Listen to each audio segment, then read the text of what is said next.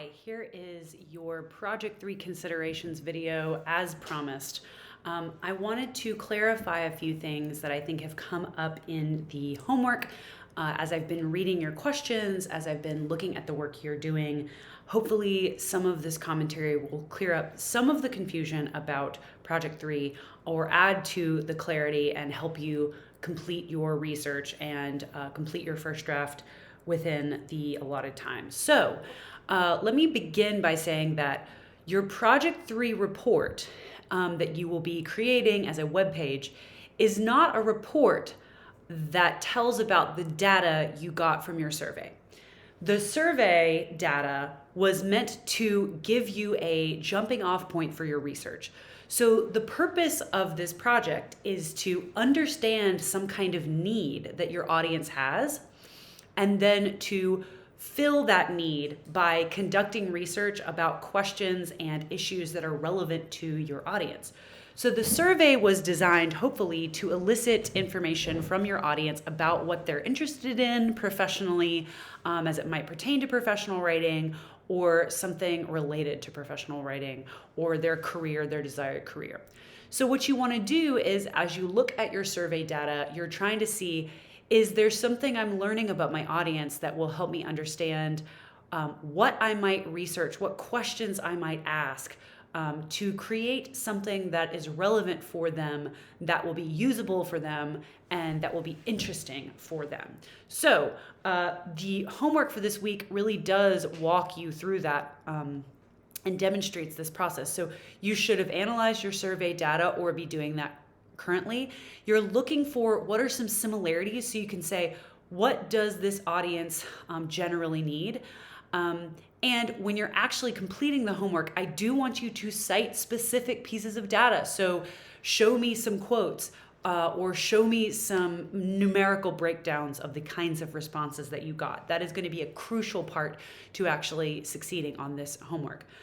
It's going to justify to me as an instructor the choice that you eventually make for your project's purpose. So then you are going to, after looking at those commonalities, you're going to say, what is a question? What is a research question that I can ask as I kind of do some research, some looking around at sources that I can ask so I can look for an answer that I can give to my audience? So are there then some topics or some themes that you use to conduct your research as you go through that process? And then it, of course, asks you for information you found, and then to think about what you might represent visually. So I'm going to talk a little bit more about that as we move on. So as an example, somebody came to my office to talk about some of their survey response data, and they realized that most of the people they surveyed have an interest in teaching English as a profession. And so they are going to tailor their project to concerns around finding work in the English teaching field. So that is going to be the way that they took their survey data and tailored their own work or their own report to that. Your audience might not have been as interested in an English education. Perhaps they were more interested in creative writing or editing, or maybe there was kind of an uneven breakdown where there weren't any commonalities. If that happens, I'm happy to help you think of what might be a relevant purpose for your project or a relevant question you might ask if you found some more heterogeneous data from your survey. So again, the survey data should lead to a research question. Then the research question should guide your actual search. So obviously you can use our university databases to get some good up-to-date information because you want to be reporting something relevant, new, helpful to your audience. You don't want to just recycle the same kinds of things that we could easily find in a Google search. This is kind of working backwards from what usually happens in professional writing. Often you have a mandate to write something very specific, but we're practicing this idea of surveying a group of people to understand their needs and then looking for information to kind of like help them out. You can use Google search, you can use databases, but I wanted to remind you of some of those resources that I mentioned in the lecture about professional research.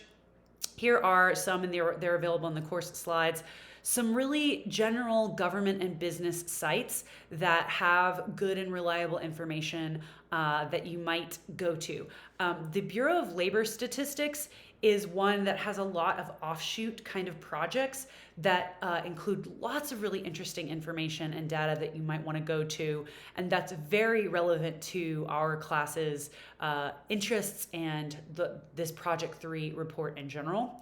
So these are some good places to take a look at. And then I also recommend taking a look at opinion polls.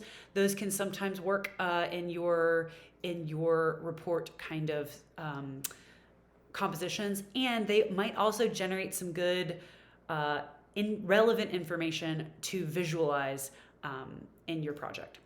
So here are some other things to consider. So again, your survey data leads to the research question. The research question then leads to your report's purpose. So it should be a kind of answer to the question. And of course, you might go in with a question, and in looking for that, find a more relevant and interesting question that would work for your audience's needs.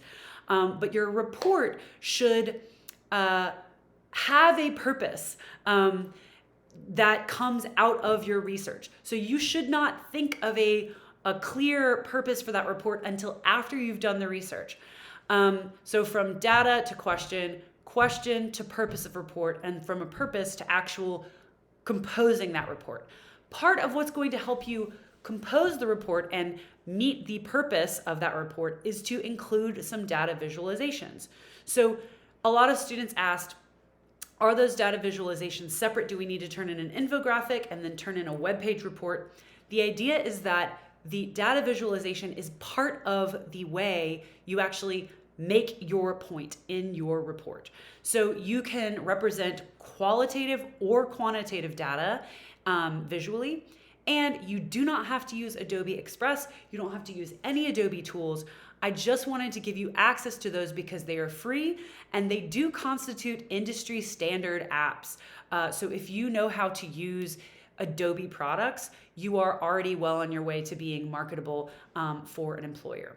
So that's all I really had here, but please feel free to reach out to me and set up a meeting if you want to talk through this. Next week is reserved for that. I highly recommend that you reach out and find a time to meet with me, whether that's on Zoom or in the classroom. And I will also say that this week's homework requires a lot of actual research. So I know a lot of people like to get their homework done fast and turn it in as soon as possible. But the idea here is that you are reporting on actual work that you've done, that you've spent some time looking through sources to answer a research question that you have come up with after analyzing your data. So that grade, if you turn something in and you now feel like you need to go back and do a little bit more, you're obviously welcome to do that.